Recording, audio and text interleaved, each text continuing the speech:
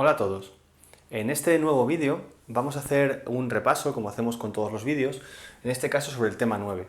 El tema 9 es sobre medidas de la función renal. Y ya sabéis que es un tema que va independiente, no lo he añadido a ninguno de los dos bloques, y va a ir relacionado con la realización de problemas que os plantearé a continuación, ¿vale?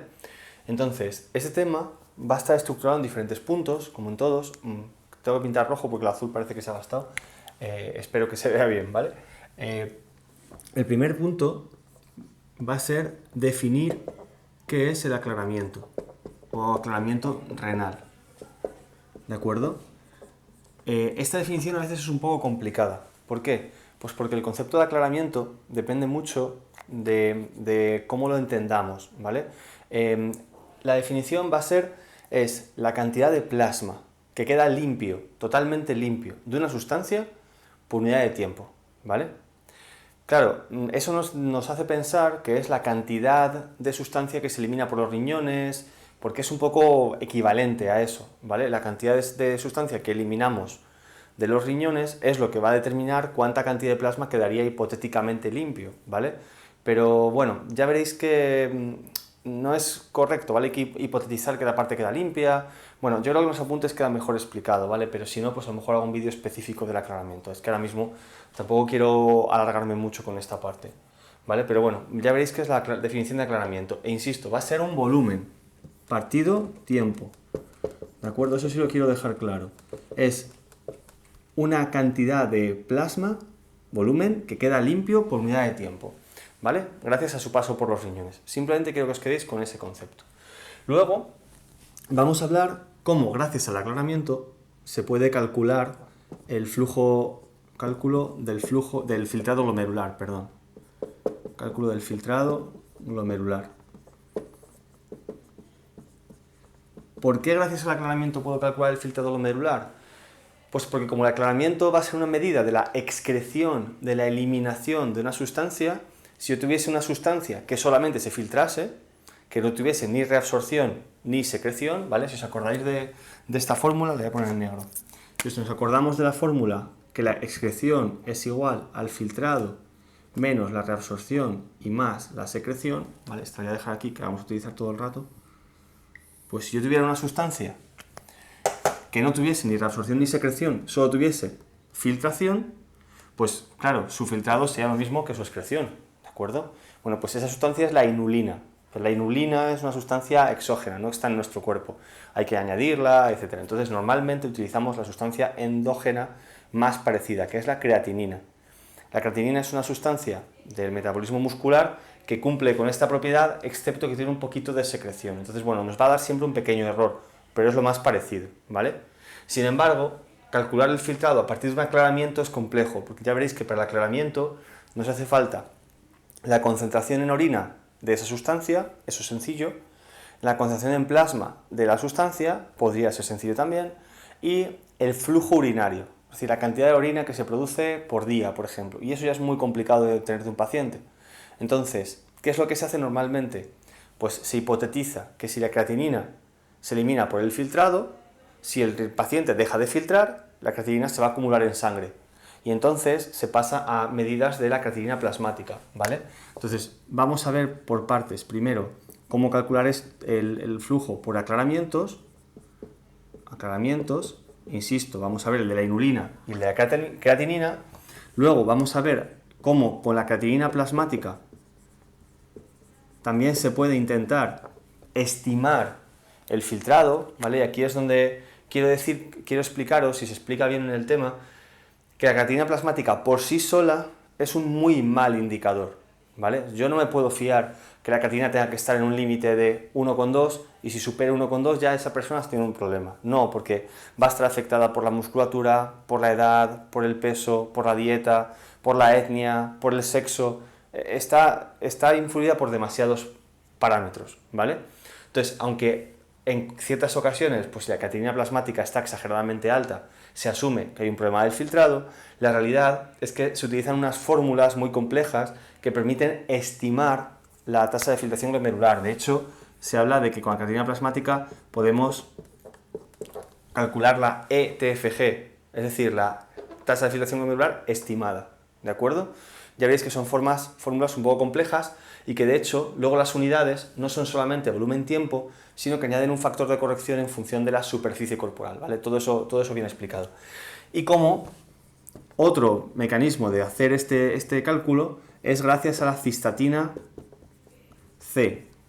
La cistatina C es una proteína que proviene de la actividad nuclear, los núcleos de las células, ¿de acuerdo? Bueno, pues esta cistatina C se filtra libremente, ¿vale? Luego se reabsorbe en el túbulo proximal, como explicábamos en el tema 3, por ese mecanismo de megalina-cubilina que destruye las proteínas y por lo tanto nunca vuelve al plasma, volvería en forma de aminoácidos.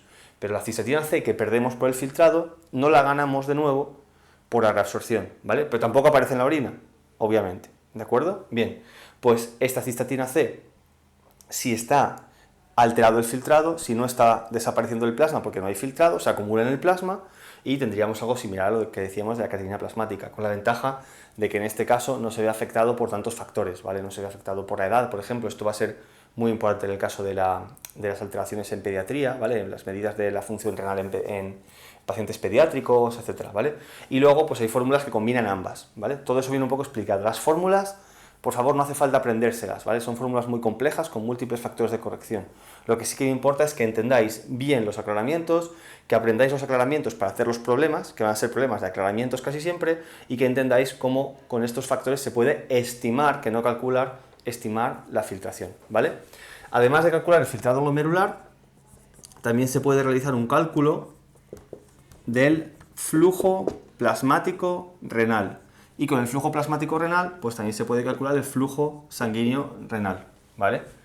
Esto se va a hacer gracias al aclaramiento de una sustancia que en cuanto pasa por el riñón es eliminada. ¿Por qué? Porque tiene mucha filtración y lo que no es capaz de filtrarse se secreta.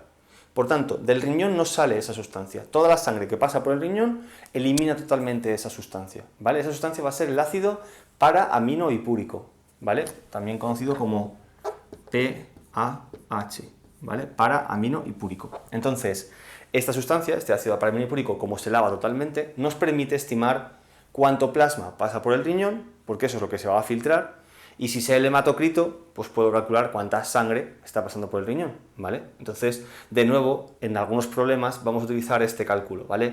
Pues el aclaramiento de para-aminohipúrico me permite determinar el flujo plasmático renal o el flujo sanguíneo renal o calcularlo, o gracias al filtrado glomerular y el flujo plasmático renal calcular la fracción de filtración, etcétera, ¿de acuerdo?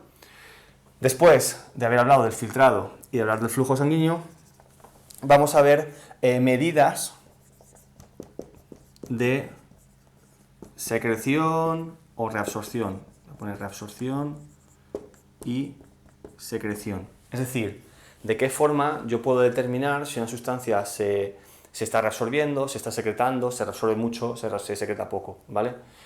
¿Cómo lo vamos a hacer? Pues básicamente yo calculo cuánto se aclara esa sustancia, o sea, cuánto se elimina de esa sustancia, y si se elimina más de lo que se filtra, pues quiere decir que se secreta. Y si se elimina menos de lo que se filtra, quiere decir que se reabsorbe, ¿vale? Básicamente. Pero luego sí que es verdad que vamos a hablar, en este punto también vamos a hablar de la excreción fraccional, ¿vale? Que es una especie de medida que me compara con el filtrado, con el aclaramiento de creatinina. Y hace un ratio, me dice, pues con respecto al porcentaje de creatinina que hay, se está eliminando tanto, se está reabsorbiendo tanto, ¿vale? Y en ese ratio, por el desarrollo matemático, se pierden los flujos urinarios, ¿vale? Si lo calculáramos, viene descrito en los apuntes, desaparecerían los flujos urinarios. De tal forma que en realidad lo que se está haciendo es comparar la cantidad que hay de sodio, por ejemplo, que esto se utiliza mucho para el sodio, pues la cantidad que hay de sodio en la orina con respecto a lo que hay de creatinina. Entonces, si hay mucho sodio por la creatinina que hay, pues se supone que se está reabsorbiendo poco, pero si hay muy poquito sodio con respecto a la creatinina, se supone que se está reabsorbiendo mucho, ¿vale? Básicamente consiste en eso y lo veréis. Y luego hay un par de diapositivas, ¿vale? Simplemente, sobre detección del daño renal. Pues nada, ¿por qué? Pues básicamente para intentar explicaros que estas medidas de la función renal están bien para entender cómo se está comportando la fisiología del riñón, es decir, si su función de su filtrado, su paso de sangre, etcétera, están alterados o no, ¿vale? Pero puede haber otras muchas alteraciones que no me van a dar alteraciones numéricas, por así decirlo, ¿vale? ¿Y qué alteraciones van a ser esas? Pues, por ejemplo, que aparezca proteinuria. Si aparecen proteínas en la orina, pues quiere decir que hay una alteración, ¿vale? A lo mejor no hay un cambio del filtrado, no hay un cambio del flujo, pero sí de la membrana de filtración. O si aparece hematíes, si aparece sangre en la orina, o si aparece ausencia de orina o demasiada orina, ¿vale? Es decir, que va a haber una serie de indicadores, o glucosuria, glucosa en la orina, ¿vale? Todo eso son indicadores de que existe alguna alteración en algún punto, aunque el filtrado en su valor absoluto sea normal, o el flujo en su valor absoluto sea normal, etcétera, ¿vale? Y luego también tenéis una diapositiva simplemente sobre hacia dónde se dirige ahora mismo la investigación sobre medidas de la función renal, que es la búsqueda de biomarcadores que me puedan determinar pues si hay una alteración en el filtrado, si hay una alteración en el túbulo proximal, en la función de la asa de Henle, etcétera, ¿vale? Son marcadores que aparecen en la orina cuando pues tengo alteraciones en esas partes, ¿vale? Insisto, esta última parte de detección de daños renales es un poco más informativa, ¿vale? Probablemente no tan importante. Sí que quiero que entendáis muy bien el concepto de aclaramiento, ¿vale? Dedicarle el tiempo que haga falta o preguntar dudas en clase es importante, y que luego entendáis cómo con los aclaramientos puedo calcular diferentes parámetros, ¿vale? Y en algún caso, pues sin aclaramiento, ¿de acuerdo? Bueno, es solo un tema, espero que sea sencillo y que luego los problemas los podéis hacer sin ningún tipo de problema, ¿de acuerdo? Cualquier duda, preguntáis, ya sabéis. Hasta luego.